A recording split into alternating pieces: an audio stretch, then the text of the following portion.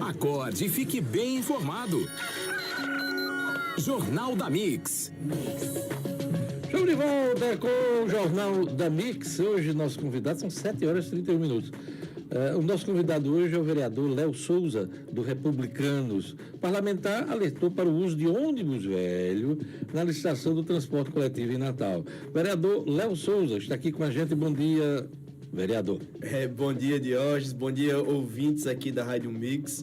Uma satisfação estar aqui mais uma vez para a gente falar não só de idade de ônibus, mas para falar da mobilidade de uma maneira geral. Eu sei que você é um camarada de TV, né, tal. Vou ajeitar aqui para você ficar melhor, né? Enquadrado. Você ficar enquadrado aí e tal. Eu sou um cara de TV, mas antes deixa eu até fazer um registro aqui, que meu primeiro papel como comunicador foi no Minuto, que eu era colunista lá no Portal No Minuto. Experiência política, Léo. Lá, exato.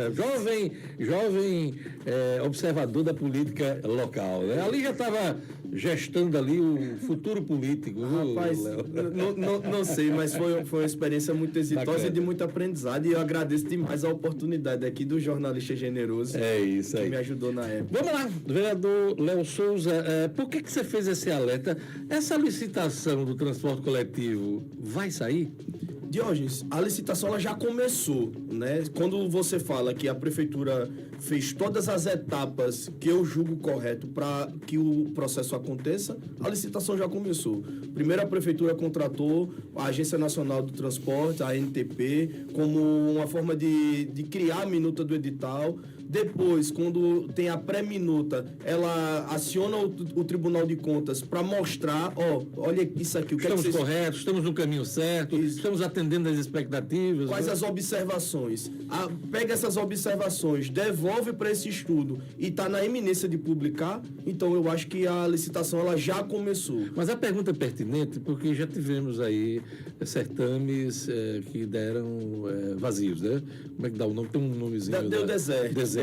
Mas né? eu posso considerar que se a minuta do edital, se ela for publicado prevendo o ônibus velho, para a população deu deserto de novo, porque não vai mudar em nada. E esse foi o alerta que você fez no plenário da Câmara Municipal de Natal, né? Exato. Eu tenho dito muito, tanto na Comissão de Transportes, quanto nas discussões no dia a dia, que a gente só vai ter êxito na licitação se, de fato, a população, quem está no dia a dia, precisando do transporte público, sentir que a licitação mudou alguma coisa. Se for só para a gente ter um documento regulamentado do jeito que está e continuar ônibus velho andando, ônibus com barata, com goteira, com o que a gente tem visto, e eu tenho recebido muito isso no WhatsApp, então não teve licitação, deu deserto de novo. O que a gente precisa é que a licitação, de fato, melhore a vida de quem está no dia a dia na mobilidade de Natal. Léo, já pegando esse gancho, o que deve mudar nesse edital, nessa nova licitação? Terão aí o aumento de linhas, porque o usuário vem sofrendo bastante nos últimos anos com redução de linha, espera longa por transporte público. O que deve mudar para o usuário do transporte público?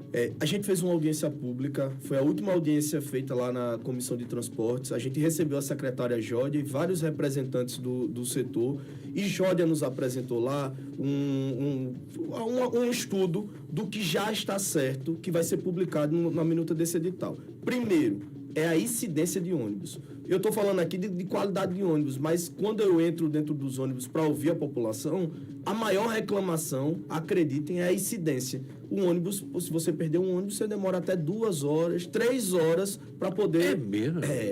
Aquele negócio antigamente, eu acho que você perdia um ônibus, o motorista passava, o ônibus vinha lotado, o motorista passava e dizia assim, espera aí que tá vindo outro atrás. Isso não existe mais, não. Você perdeu um ônibus hoje em Natal, você pode pegar outro meio. Agora, isso em algumas áreas da cidade, né? Quase todas, porque onde hoje mais precisa de ônibus é na Zona Norte. E é onde é menos rentável. Porque o passageiro ele entra dentro do ônibus e ele só desce no ponto final. Diferente do ônibus que pega aqui Candelária, Petrópolis, há uma troca muito grande, então a linha se torna mais rentável. Tá. Então isso realmente é a maior preocupação. E na minuta do edital já prevê que vai ter ônibus de meia hora.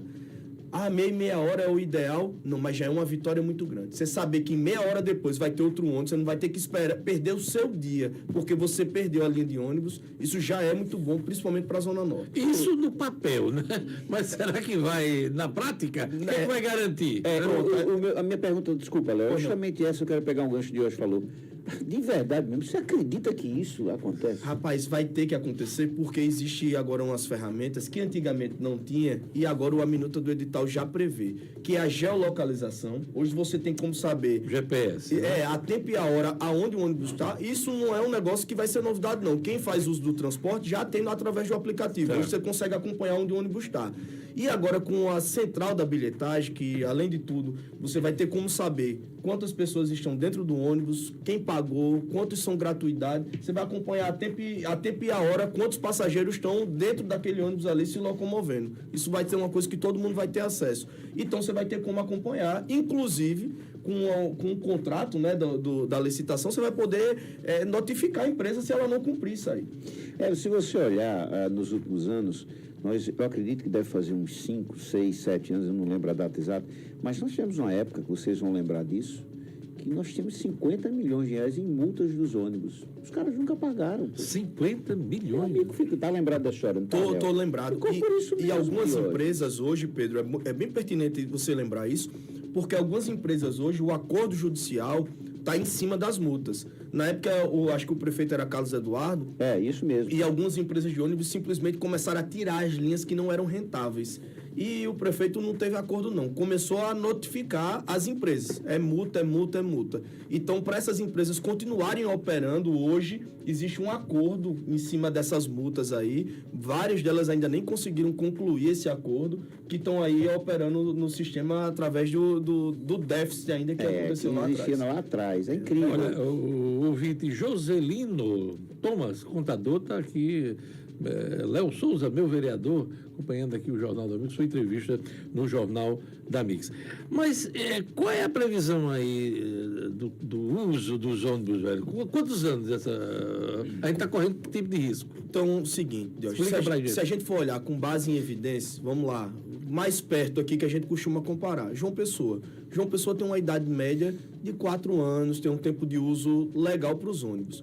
Hoje, aqui em Natal, nós temos a 4ª frota mais antiga de todas as cidades que têm uso do transporte Qual o público. tempo aqui de uso aqui dos ônibus? A gente tem uma idade média aí de 12 anos. Lá em João Pessoa, só 4 anos?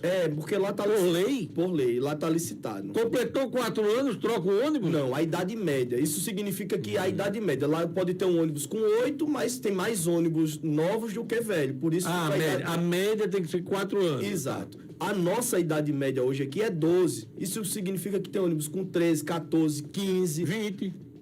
A maior parte da nossa frota é antiga. Eu até vi um vídeo agora recente, estava chegando aí 5 ônibus novos para uma empresa de ônibus aqui em Natal e o pessoal soltando fogos comemorando.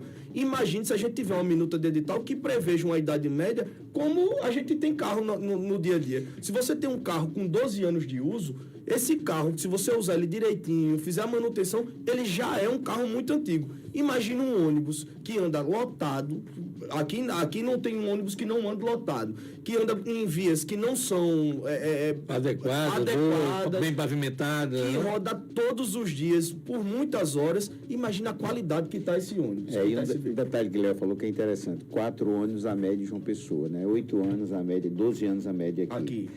De onde vem esses ônibus que estão aqui? É a sobra que vem de lá. Pedro, pô. eu vou fazer uma reflexão aqui com vocês.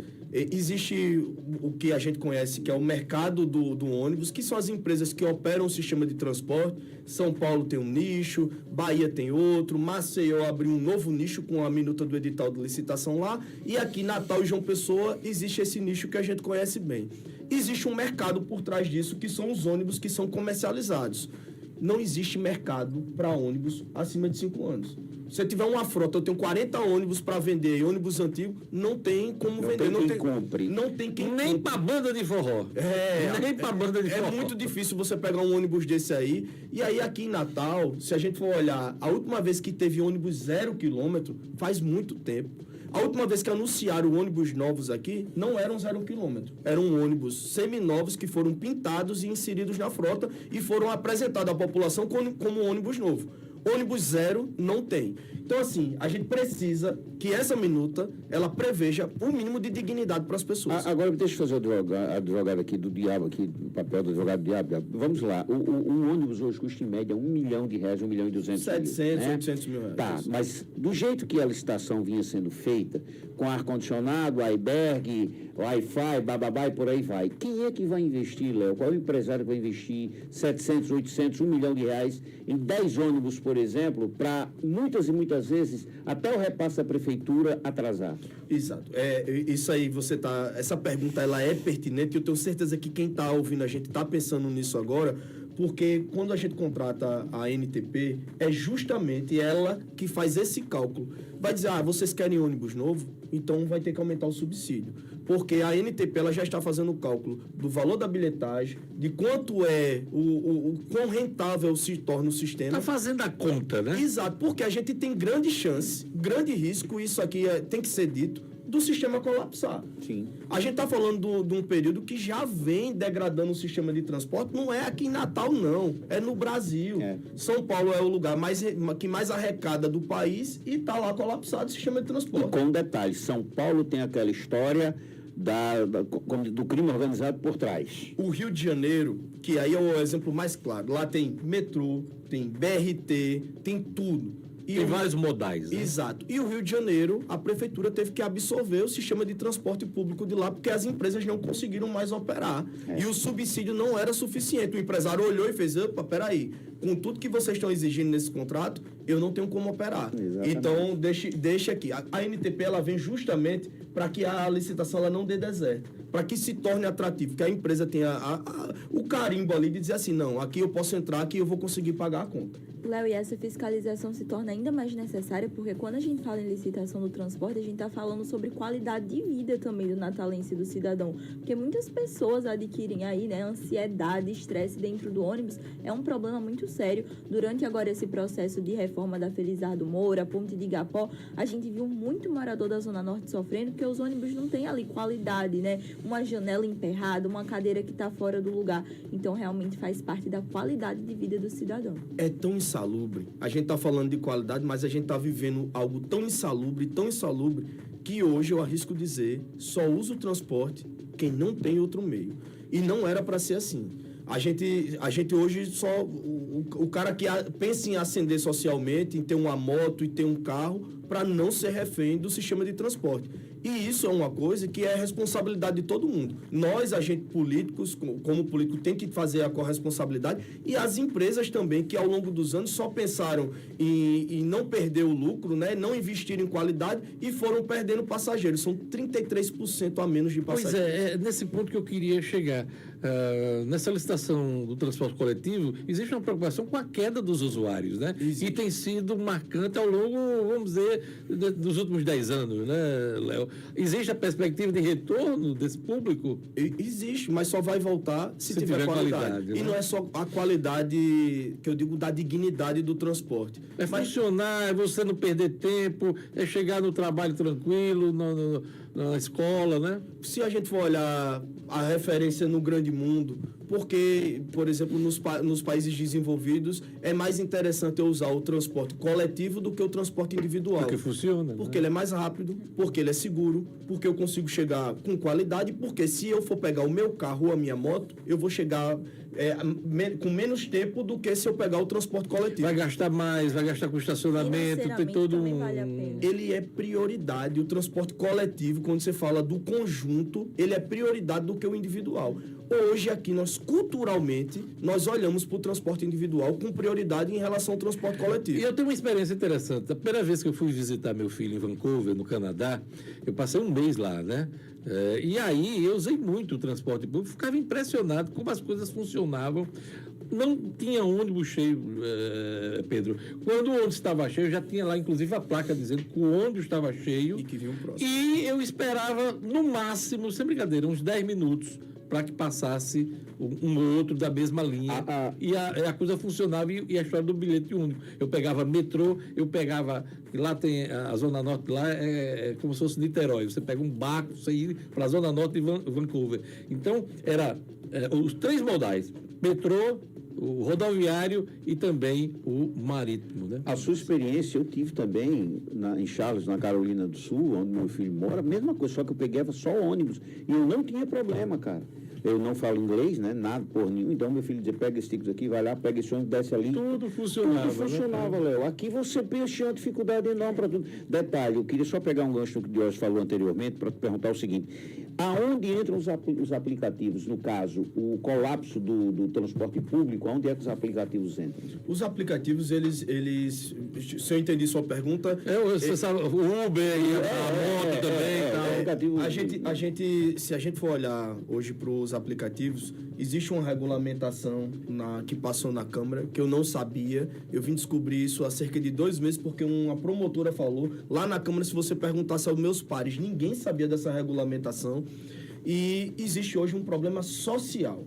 Quando você vai falar, por exemplo, da quantidade de motos que tem em Natal usando, ninguém tem esse dado. É verdade. Aí a gente hoje eu tô aí catucando a secretaria, até por uma questão de segurança nossa. A gente precisa saber quantas pessoas hoje fazem renda trabalhando no transporte de aplicativo. Diógenes falou isso aqui, eu acho que foi ontem, foi sexta-feira. Tem nego que dirige moto que nem habilitação tem, cara. Aliás, foi matéria do Jornal Nacional no último final de semana. Você falou mais de 60% das pessoas que estão trabalhando com aplicativos não têm habilitação nas motos. E o número de acidentes está muito alto. Já saiu dados aqui do Rio Grande do Norte e do Brasil inteiro, porque realmente nessa falta de habilitação causa também muito. Aliás, esse assunto deveria ser tratado na Câmara do Natal, essa questão da habilitação. Está na nossa agenda. É um problema social. Hoje a gente não tem... A nossa grande indústria hoje pode ser que seja, inclusive, o moto aplicativo.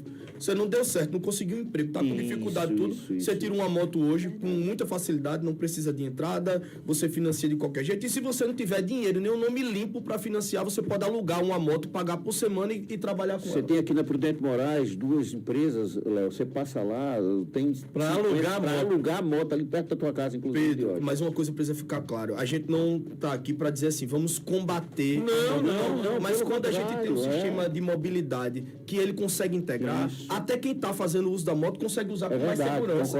Hoje a gente tem um trânsito tão violento, é uma correria tão grande, é tão individualizado que ninguém respeita. A gente noticiou hoje aqui no Jornal da Mix um acidente ali na Felizardo Moura, que aquele entregador de moto bateu de frente em outro carro. Na faixa reversível. Entrou lá dentro do carro. Uma ultrapassagem desnecessária. Questão de segurança também, né? Você regular para você dar mais segurança para todos que participam. Voltando para o transporte, Léo, vocês têm hoje os dados, por exemplo, quantos ônibus funcionam durante o dia em Natal? Não, nós temos sim, e a gente sabe que quando passar a licitação a gente vai aumentar. Tá. A gente está falando de uma licitação aí de 400 ônibus. Se for você colocar inclusive frota reserva. A gente está falando de uma licitação de mais de 280 milhões de reais, quase 300 milhões de reais. Isso por ano? Isso é um investimento. Aliás, o investimento para que o sistema funcione. Exato. Né? Isso, por exemplo, se a prefeitura fosse pagar. Não, hoje vamos fazer o transporte vai ser 100% nosso, nós vamos bancar tudo, vai ser 100% gratuito. A licitação ela ia custar isso. Então, essa discussão está rolando também? Não. Subsídio total? Não existe. Agora sim, uma coisa é certa. Mas em alguns locais do país esse assunto é sério e se fala... Isso não é uma realidade nossa, Diógenes, e é fácil entender isso, porque a gente não tem capacidade de investimento. Se a gente não avançar a discussão... Você fala o poder público aqui. O Brasil hoje não tem. Se a gente não avançar a discussão de ter um marco legal do transporte coletivo, e essa discussão é lá em Brasília, quando eu digo isso, a gente logo vai estar com... Já estamos, né, com o prefeito, com o Pires na mão, pedindo ajuda para poder subsidiar o transporte. A ajuda que você fala ao governo federal. Porque, vamos lá, a saúde é pública, tem a verba do governo federal. SUSP, que é o Sistema Único de Segurança Pública, estão criando o sistema, mas exatamente. Basicamente o grosso do investimento é federal. A educação, ela é pública, tem um FNDE para subsidiar a educação pública. Só que o transporte é público e ele é algo que é responsabilidade dos municípios. E município hoje nenhum está saudável financeiramente para ter um subsídio de 200 milhões, de 300 milhões, para poder bancar um sistema de transporte tão complexo, ainda mais com uma cidade como a nossa, onde você sofre um apartheid social dependendo de onde você nasce. Se você nascer na Zona Norte, a sua realidade é uma coisa, se você nasce na Zona Sul, a sua realidade é outra. Infelizmente, isso é uma coisa que precisa ser colocado na mesa e a gente precisa ter esse aporte financeiro. Qual é o tamanho do subsídio de Natal? Porque tem subsídio no sistema de transporte de Natal. A lei hoje está aprovada, 60 milhões o valor de subsídio ano.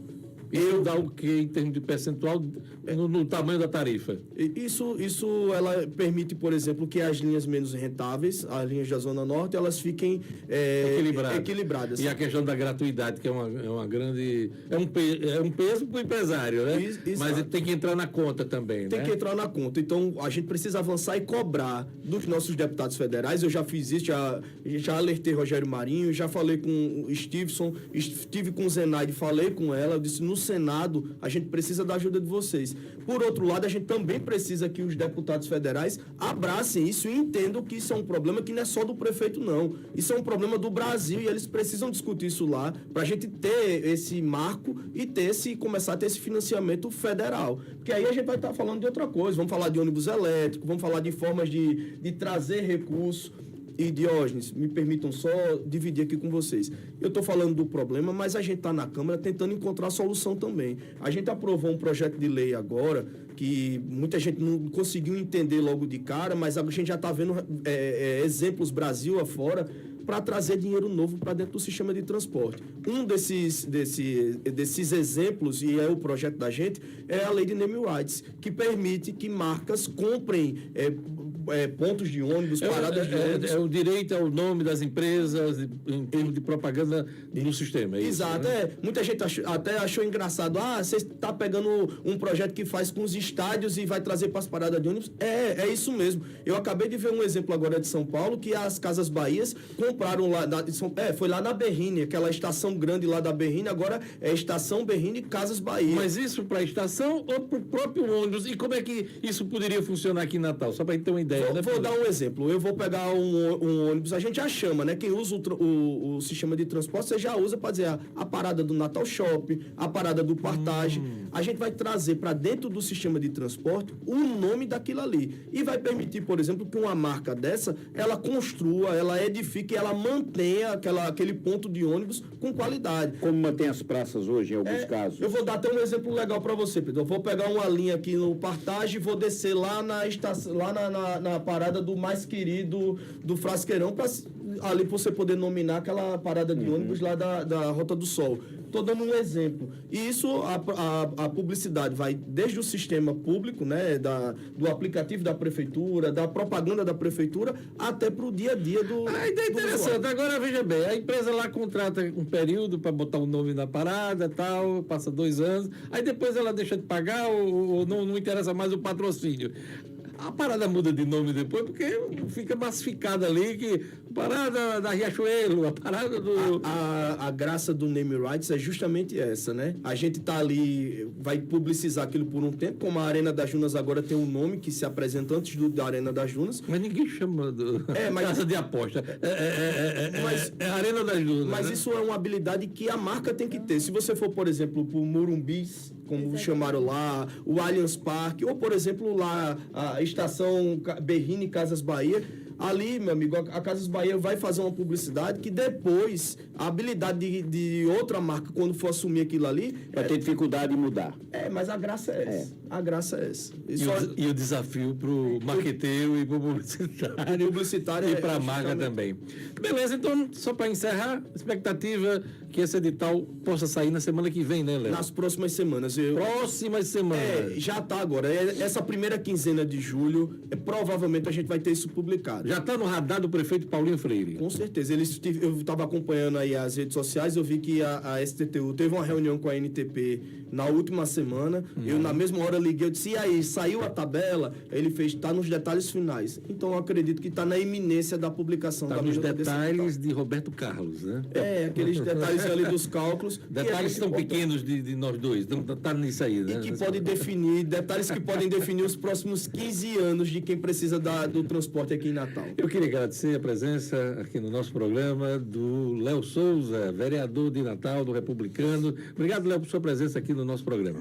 Eu que agradeço, Diógenes. Muito obrigado pela oportunidade de estar aqui mais uma vez e deixo aqui à disposição para quem quer discutir a mobilidade de Natal, não só no transporte, mas com as outras frentes que a gente tem. A gente tem um canal, é o 9610-1234.